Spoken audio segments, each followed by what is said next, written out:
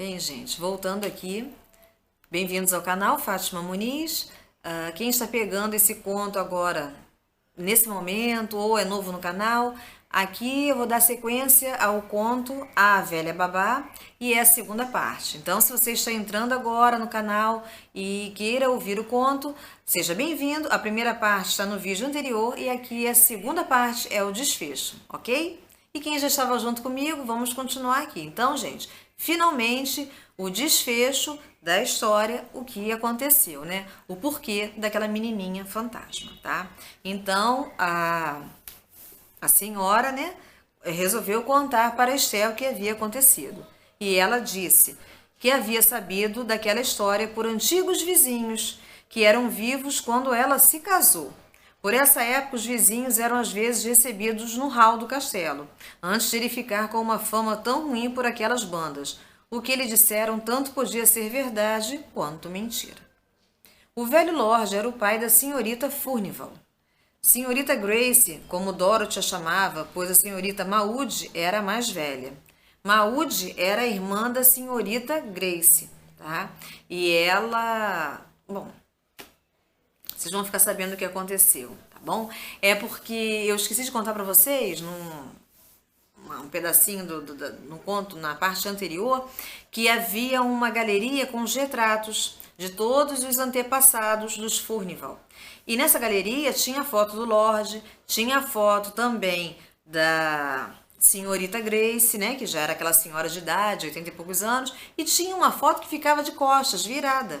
E quando a Esther pediu para que desvirassem, ela viu, era bem parecida, né, com a senhorita Grace, mas era a Maud, era a irmã dela mais velha e parecia ainda muito mais bonita.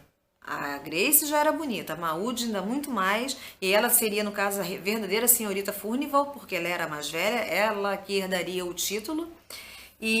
Mas ela sentiu nela aquele ar de soberba, né?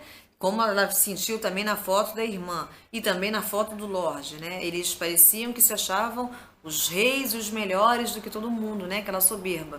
E aí essa foto ficava virada, né? Eu esqueci de mencionar isso, então vamos dar sequência aqui. Maud era a mais velha e, por direito, era ela a senhorita Furnival. O velho Lorde era um poço de orgulho. Nunca se tinha visto ou ouvido falar de um homem tão orgulhoso, e as filhas eram iguais a ele. Ninguém era suficiente bom para desposá-las, embora os candidatos fossem muitos, pois elas eram as grandes beldades da época, como eu vira pelos retratos da sala de cerimônia. Mas, como diz o velho ditado, quanto mais alto se sobe, pior é a queda. E essas duas belezas arrogantes se apaixonaram pelo mesmo homem. Um mero músico estrangeiro que seu pai fizera vir de Londres para tocar com ele na casa senhorial. Pois, acima de tudo, logo depois do orgulho, o velho Lorde gostava de música. Ele tocava quase todos os instrumentos de que se tinha notícia, e o fato de isso não o abrandar era algo estranho. E aí, ele todo ano contratava esse músico para vir tocar, né? E ele fazia gracejos tanto com uma irmã quanto com a outra. E o Lorde nem percebia. E daí, todo ano ele vinha para a casa senhorial e foi esse estrangeiro que fez vir da Holanda o grande órgão e o instalou no hall do castelo, onde ele estava agora. Ele ensinou o velho Lorde a tocá-lo, mas frequentemente, enquanto o Lorde Furnival estava pensando apenas no seu sonoro órgão e na música superior que ele lhe proporcionava, o estrangeiro moreno passeava na floresta com uma das senhoritas, ora com a senhorita Maud, ora com a senhorita Grace. A senhorita Maud venceu e ficou com o troféu. Os dois se casaram às escondidas, e antes que ele fizesse a sua visita anual seguinte, ela já dera à luz a uma menininha numa fazenda em Morse.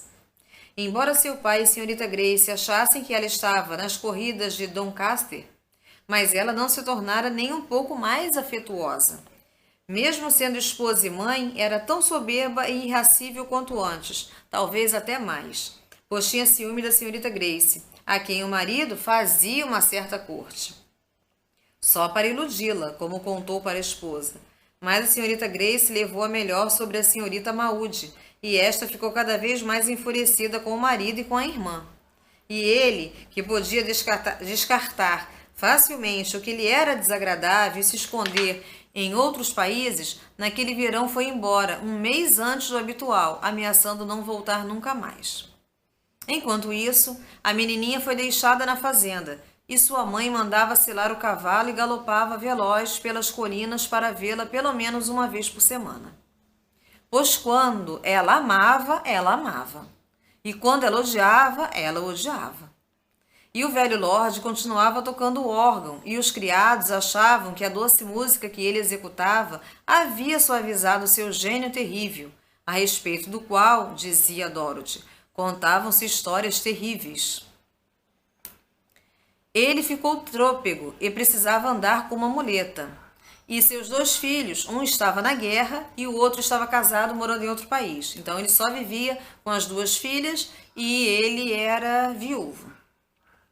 Pois bem, o músico estrangeiro voltou no verão seguinte, pela última vez, pois elas o atormentaram tanto com seus ciúmes e suas raivas que ele se cansou e foi embora para nunca mais voltar.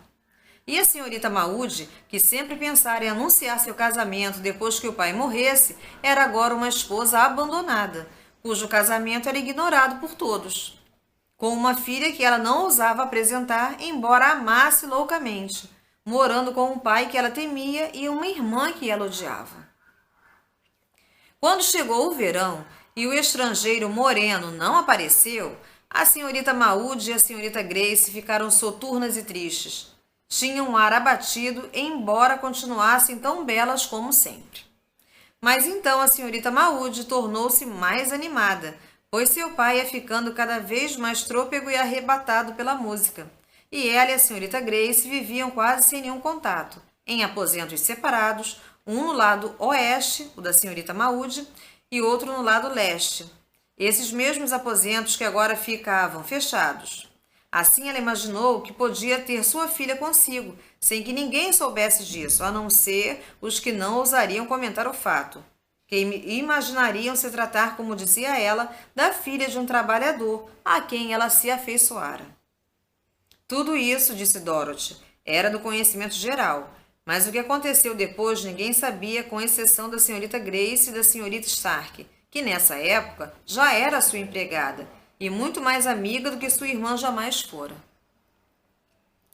Maud vencera a senhorita Grace, dizendo a ela que, durante todo o tempo, o estrangeiro moreno zombara dela, fingindo amá-la e que ele era seu marido.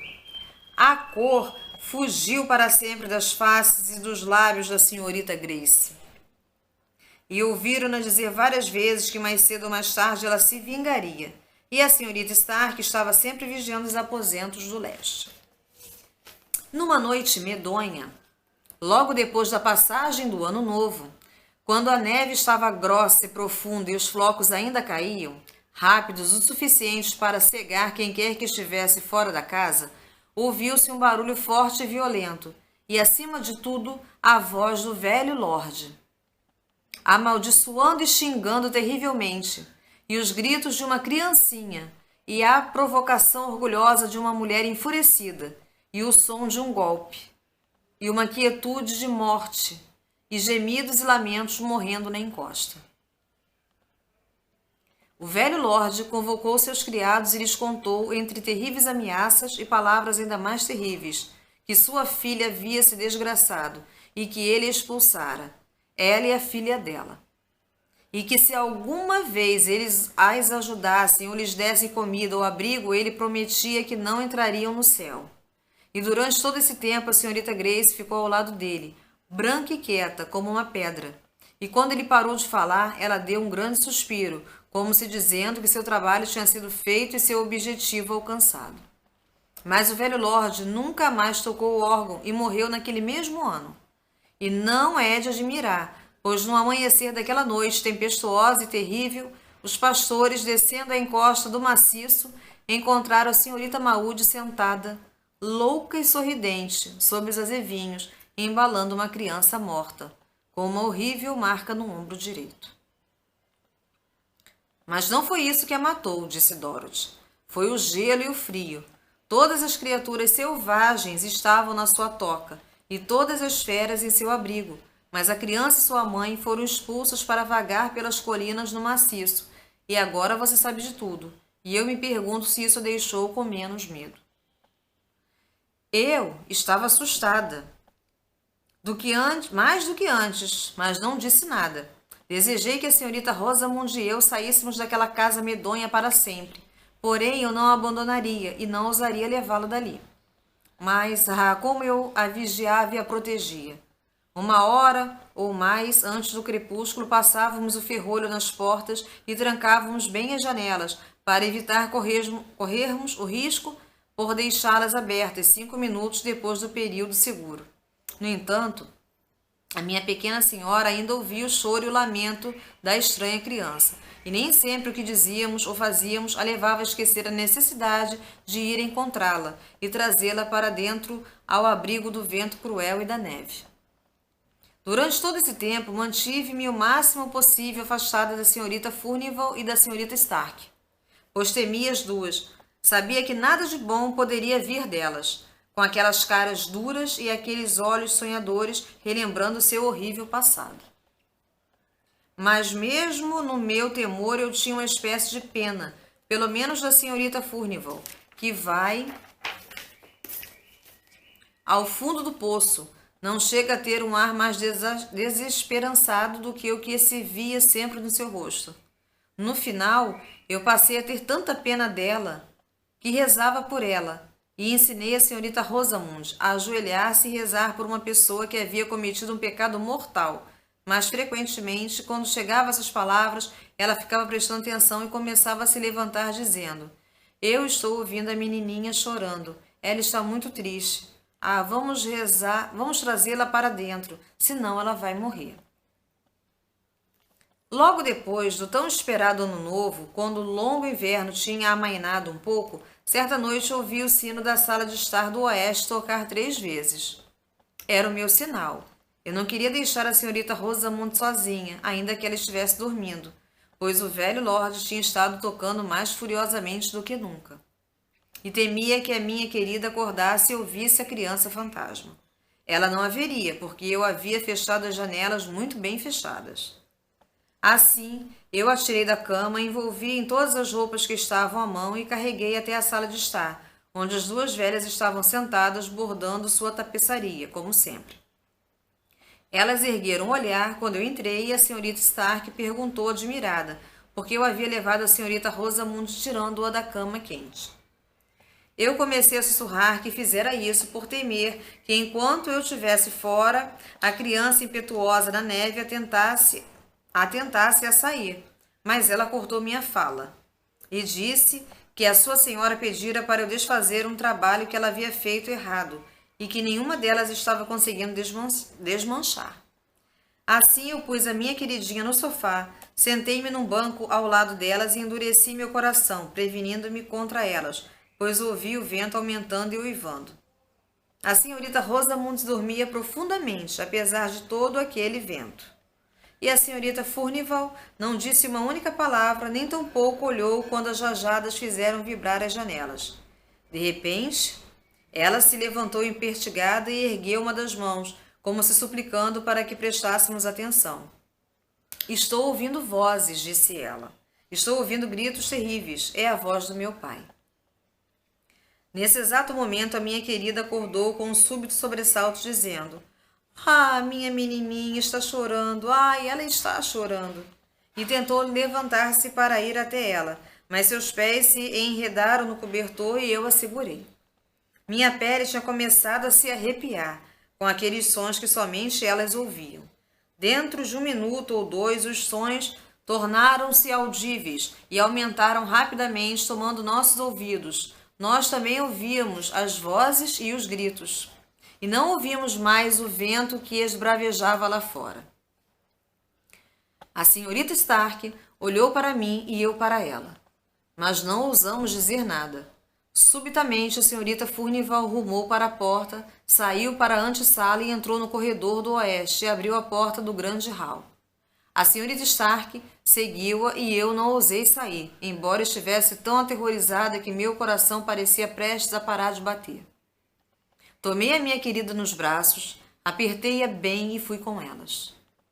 No hall, os gritos ficaram ainda mais altos, cada vez mais próximos. Pareciam vir da ala leste, logo depois das portas trancadas, logo atrás delas. Então vi que o grande lustre de bronze parecia tão iluminado, embora o hall estivesse na penumbra, e que havia fogo na grande lareira, embora ele não irradiasse nenhum calor. Estremeci de pavor e apertei ainda mais a minha querida. Mas quando fiz isso, a porta do leste balançou e ela gritou subitamente, lutando para se libertar de mim. Esther, Esther, eu preciso ir. A minha menininha está ali. Eu a ouço, ela está vindo. Esther, eu preciso ir. Apertei o máximo que pude, com uma determinação irredutível. Se tivesse morrido, minhas mãos não continuariam agarrando-a. Tal era a minha firmeza de propósito.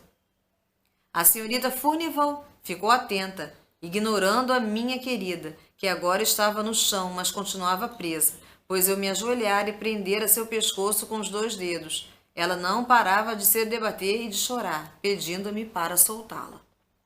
Subitamente, a porta do leste abriu-se com um estrondo, como se uma violenta agitação a tivesse arrebentado. Ah, Esther, Esther, Esther! Gritou a senhorita Rosamond. É a senhora que estava junto dos azevinhos e a minha menininha. Está com ela, Esther. Esther, eu quero ir encontrá-la. Elas estão me chamando, eu sinto isso, eu preciso ir. Novamente ela estava numa grande agitação, esforçando-se para se libertar. Segurei-a com uma força cada vez maior, temendo até machucá-la. Mas antes isso que deixá-la aproximar-se daqueles terríveis fantasmas. Eles passaram rumando para a grande porta do hall, onde o vento uivava e rondava em busca da sua presa. Porém, antes que eles a alcançassem, a senhora se virou e eu vi que ela afrontava o velho com um desafio orgulhoso. Então ela fraquejou e ergueu os braços frenética e penosamente para proteger a filha, a sua filhinha, contra um golpe da muleta erguida pelo pai. Uma força maior que a minha dilacerou a senhorita Rosamond e ela se contorceu nos meus braços soluçando, pois a essas alturas a minha querida estava ficando sem forças. Eles querem que eu vá com eles para as colinas, então estão me chamando para junto delas. Ah, minha menininha, eu iria, mas a Esther, malvada e cruel, está me segurando muito forte. Porém, quando viu a muleta erguida, ela desmaiou, e eu agradeci a Deus por isso, exatamente nesse momento. Quando o velho, o cabelo gotejante, como se ele tivesse recebido a lufada de uma fornalha, estava prestes a desferir um golpe na criancinha que se encolhia de medo, a senhorita Furnival, a velha, gritou do meu lado. Ah, pai, pai, poupe a criancinha inocente. Mas então eu vi, todos nós vimos, outro fantasma se formar e tornar-se absolutamente nítido na luz azul e enevoada que enchia o hall. Nós ainda não o havíamos visto até então, pois era outra senhora que estava de pé ao lado do velho, com um ar de ódio implacável e desdém exultante. Era a figura muito linda, envergando um chapéu branco e mole que caía sobre as sobrancelhas altivas, e sua boca vermelha estava crispada. Usava um vestido de cetim azul que se abria no peito. Era a imagem da senhorita Furnival quando jovem, e os terríveis fantasmas avançaram, ignorando a desesperada súplica da senhorita Furnival, e a muleta erguida caiu sobre o ombro direito da menininha.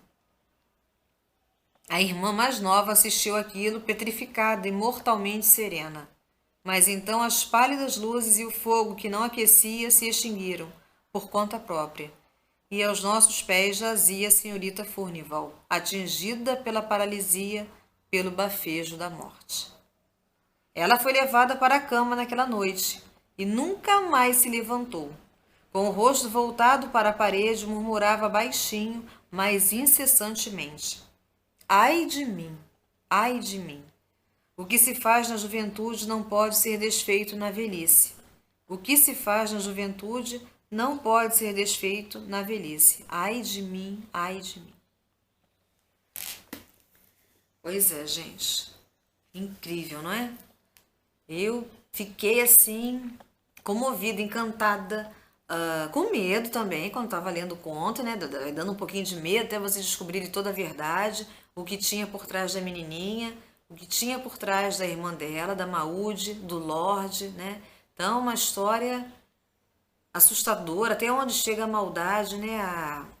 A ganância, a soberba de um pai ao ponto de expulsar de casa a filha, a netinha, né? E com essa atitude as matar, sabe? Então é uma coisa que é extremamente possível que tenha acontecido e que nos abala, né? Que nos comove até o dia de hoje. E a irmã também acabou com a vida dela, né? Ela também não se casou, ela não fez família, ela nunca se perdoou, né? Por aquela falha dela de caráter e de conduta que ela cometeu também no passado com a irmã e a sobrinha, né? Então é uma história que é de arrepiar, né? Então é isso aí, gente. Espero que vocês tenham gostado desse conto. Se gostaram, deixa aí os comentários, tá? E desejo que todos fiquem com Deus. Sucesso para todos vocês. E até o nosso próximo vídeo e os próximos contos, tá bom? Beijinho grande, fiquem com Deus e até o próximo vídeo. Tchau, tchau.